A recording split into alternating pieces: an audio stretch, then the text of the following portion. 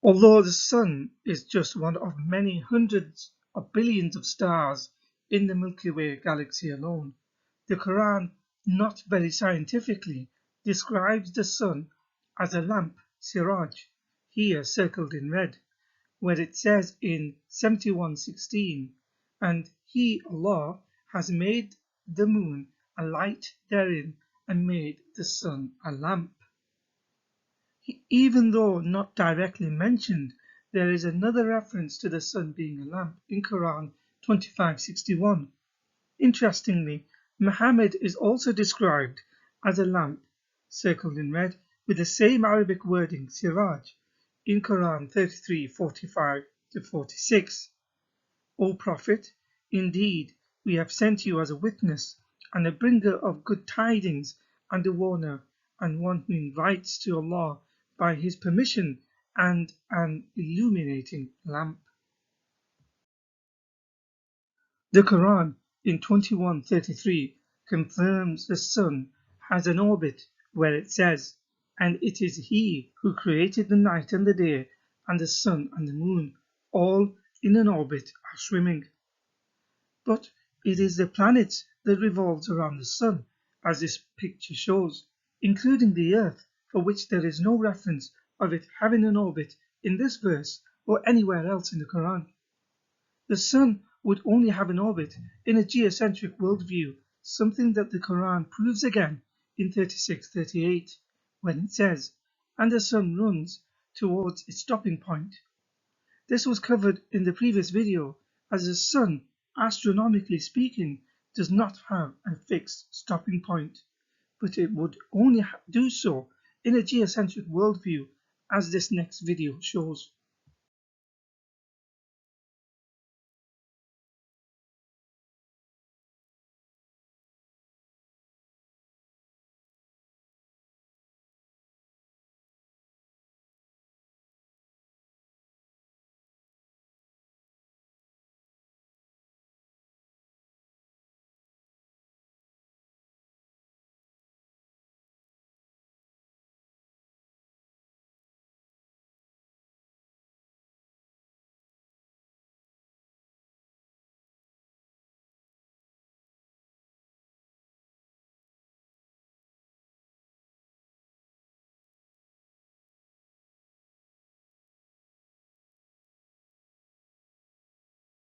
According to Islamic scholarship, there are a series of deductive methods in order to understand the Quran, although it makes a claim for itself in Quran 11:1 as this is a book whose verses are well perfected and then fully explained. Despite the claim, there are many times when a Quranic verse requires further explanation, sometimes with the aid of another verse in the Quran or the need to rely upon voluminous, often contradictory scholarly commentaries to explain it. If not found by the Quran, then the secondary source of Hadith or Muhammad's words are the next point of reference to explain the Quran. So to dispel any doubt, the Hadith literature will be looked at to clarify what is meant by the sun having a resting point or orbit. Quran 36:38, as explained by Muhammad about the sun having an orbit, is found in Sahih Bukhari 3199. Narrated Abu Dhar, the Prophet asked me at sunset, do you know where the sun goes at the time of sunset? I replied, Allah and His Apostle know better. He said, it goes, travelled, till it prostrates itself underneath the throne and takes the permission to rise again, and it is permitted, and then a time will come when it will be about to prostrate itself, but its prostration will not be accepted, and it will ask permission to go on its course, but it will not be permitted, but it will be ordered to return whence it has come, and so it will rise in the west. And that is the interpretation of the statement of Allah, and the sun runs its fixed course for a term decreed. That is the decree of Allah, the exalted in might, the all-knowing. Quran 36:38. The Hadith and the Quran shows Muhammad only saw the world according to his own vicinity, not the whole earth, even less so the universe. For example, in this first picture, it shows the sun has just set in Arabia, where he would have resided. It has just become night. But at the same time, somewhere else on earth, the sun is still visible and daylight elsewhere. In other words, the sun has not gone anywhere, no less under Allah's throne, because people in Europe, large parts of Africa, and America can still see it.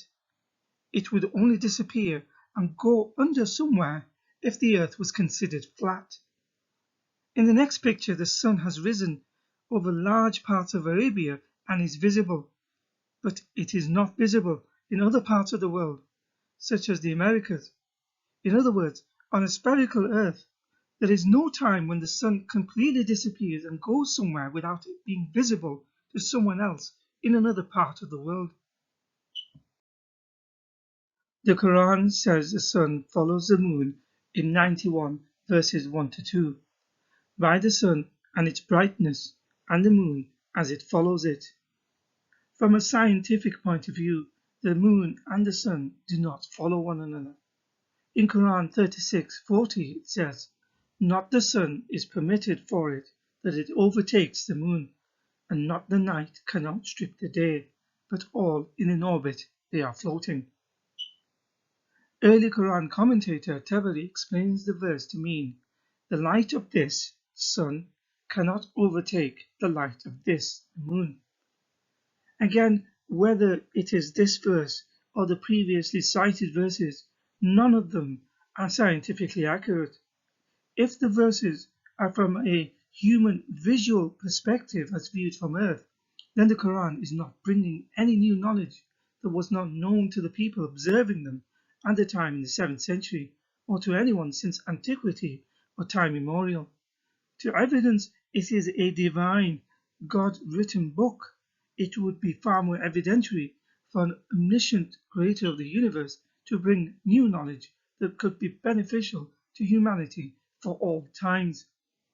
Having said this, these verses are not accurate even from a human visual perspective, as in an eclipse, the moon and sun do overtake one another, where one cancels the other one out, whether it is a solar or a lunar eclipse.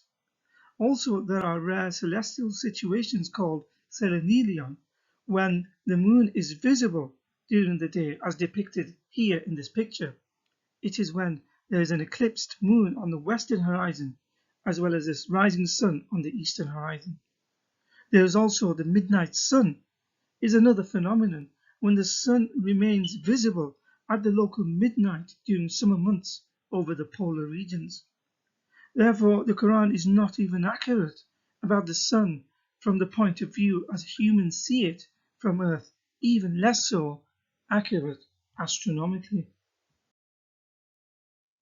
The place and time of the sunset in Arabic is called Maghrib or West, which is why the sunset prayer is also called by the same term. Conversely, the place of the sunrise in Arabic is called Mashriq or East. These terms come from the geographical place of West or East respectively in the context of the sun in regards to its visual reference from Earth, in that the sun seems to set to the western side of Earth and likewise rises from the eastern side. This is why the Quran in places such as 70:40 and 73:9 and other places describes Allah as the Lord of the East and the West. In reality, of course, the sun does not rise from any geographical areas of the earth, west or east.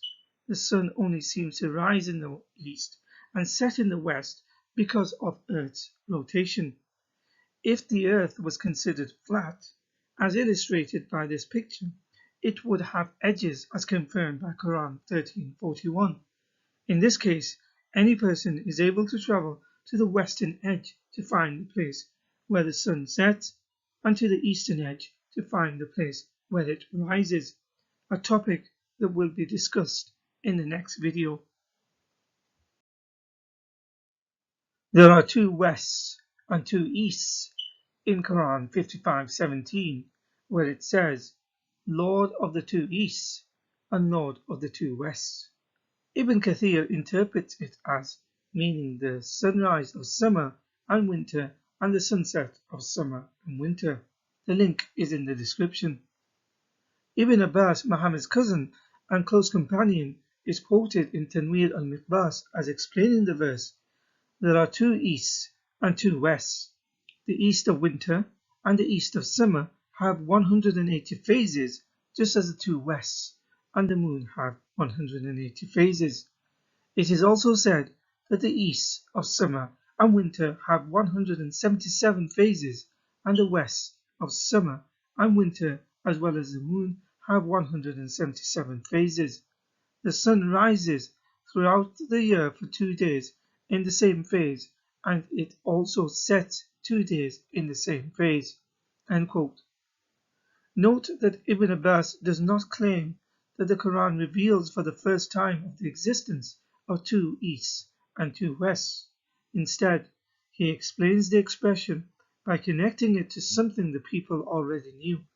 The point remains, the sun does not rise and set at the same 2 points, whether in terms of two easts or two wests, depending on the summer or winter seasons, as the commentaries state.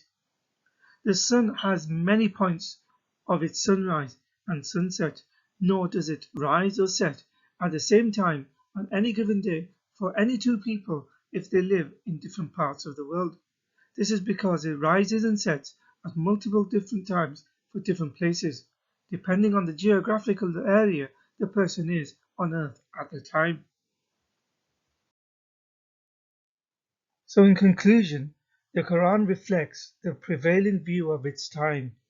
To the 7th century Arabs, the prevalent view was not of a heliocentric spherical earth, so upon their observation, the earth was stationary and the sun seemed to move around it. So to them, it would have appeared that the sun and the moon were in an orbit that never overlapped. They saw the sun rise from the east every morning and set in the west in the evening, which signified the end of that day and the start of the next day. In fact, according to the Quran, the sun has an actual place where it rises and sets from. This will be explained in the next video. The Quran says the sun runs towards its stopping point and has an orbit, but it is Earth and the other planets that revolve around the sun. Also, the Quran mentions the night and the day as distinct phenomena. Scientifically, though, they are caused as a direct correlation with the sun and the Earth's rotation. As explained in the previous video, the modern apologetics of the sun orbiting the galaxy is a desperate attempt, as it does not explain what the sun's actual stopping or resting point is. By making such a claim, the apologists are saying they know better than Muhammad, who explained it to mean that the sun travels and prostrates itself underneath the throne of Allah. When the Quran says that the sun and the moon follow certain paths and they do not overtake one another, even if it is meant visually as viewed from Earth, on both counts it is inaccurate, whether scientifically or visually, because there are eclipses or rare phenomenon called selenium. The Quran says there are two wests and two easts in reference to the sunrise and sunset.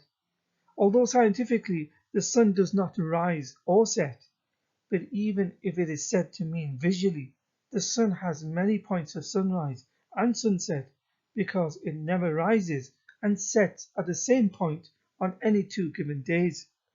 Instead, it rises and sets at multiple different times for different places, depending on the geographical area the person is on earth at the time.